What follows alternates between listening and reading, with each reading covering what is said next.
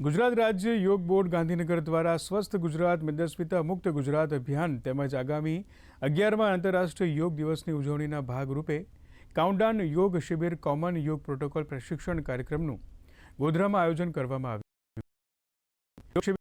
સભાના સાંસદ મોરવા હડફના ધારાસભ્ય સહિત જિલ્લાના તમામ યોગ કોચ, યોગ ટ્રેનર, યોગ સાધકો તથા મોટી સંખ્યામાં નાગરિકો જોડાયા હતા, જેમાં યોગ અને પ્રાણાયામની માહિતી તેમજ રાજ્યમાં મેદસ્વીતા ઓછી થાય તેવું પ્રશિક્ષણ આપ્યું હતું.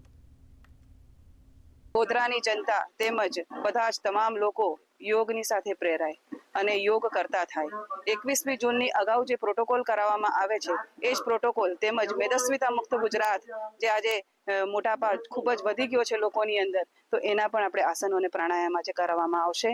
અને ખાસ કરીને અમારા ચેરમેનશ્રીનું સ્વપ્ન છે કે ગુજરાત આખું જે આપણું છે એ યોગયુક્ત થાય અને ખાસ કરીને મેદસ્વીતા મુક્ત થાય. એના અનુસંધાનમાં આજે IDYનો પ્રોગ્રામ યોજવામાં આવ્યો છે.